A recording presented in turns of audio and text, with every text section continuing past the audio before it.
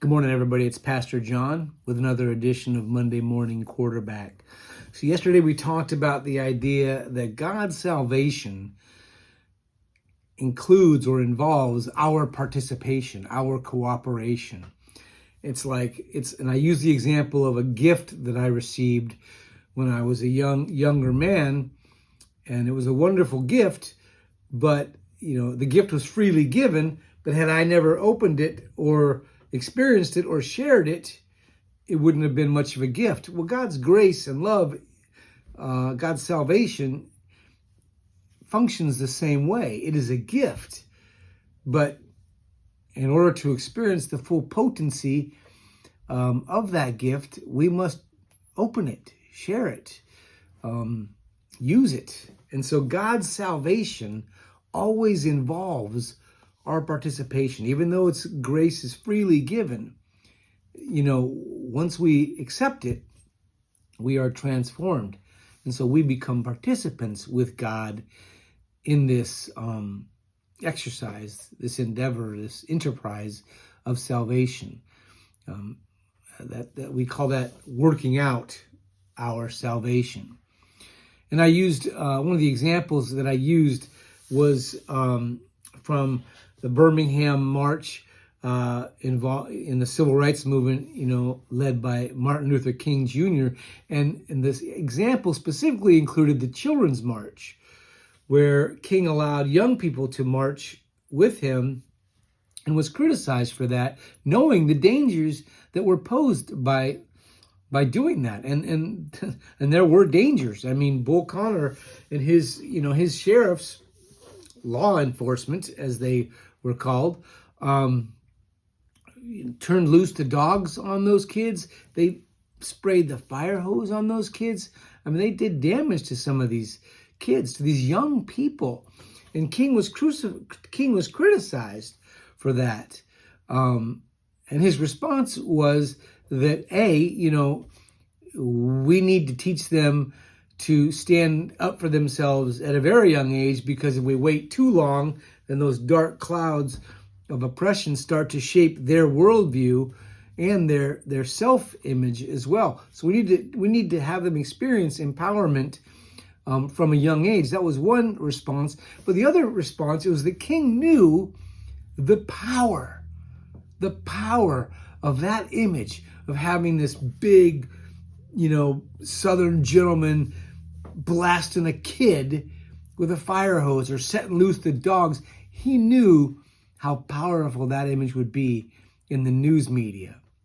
King didn't create the circumstances that required those Birmingham protests, but King did use those circumstances to reveal those circumstances to the world. He used the tools that were available to him to reveal to the world the depth and the despicable nature of segregation and what people will do to protect it.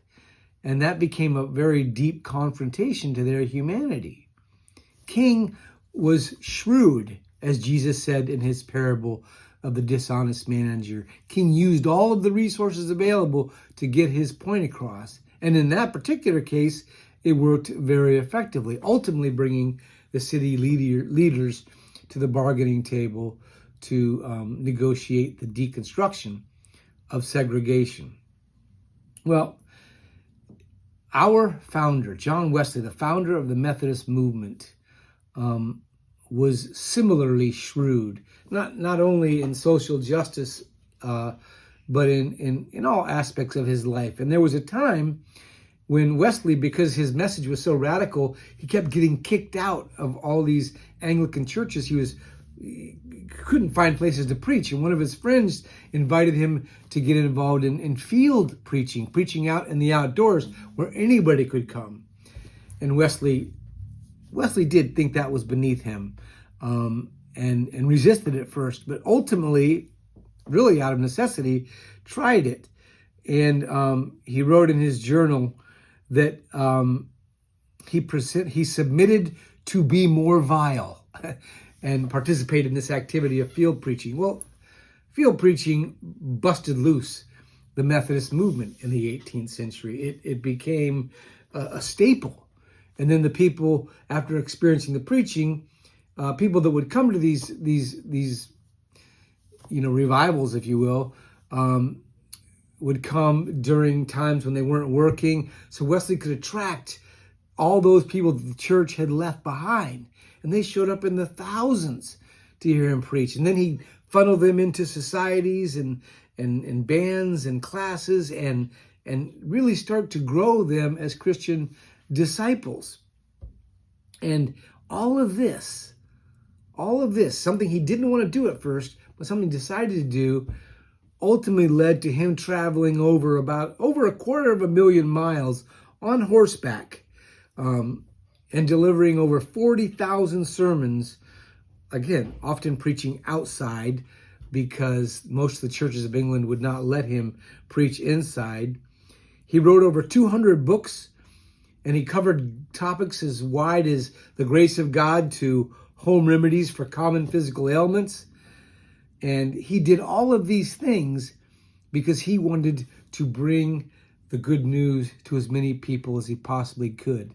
He was shrewd in the way he used the resources of his day to present the good news to the world. And that's what Jesus was advocating in his parable of the dishonest steward. He wasn't telling us to be dishonest or deceitful, but he was saying, but why don't we use our brains once in a while? Why don't we get creative?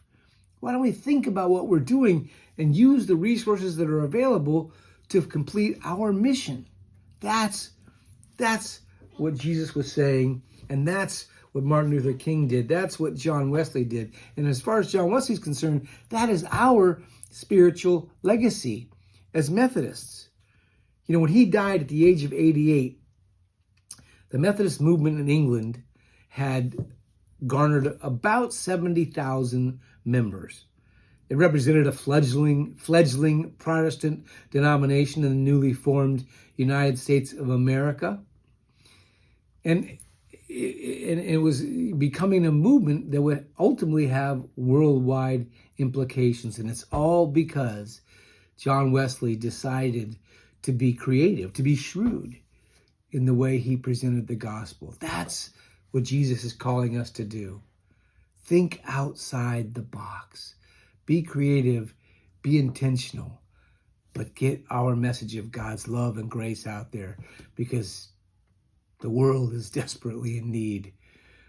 Desperately in need. Have a wonderful week, my friends. God bless.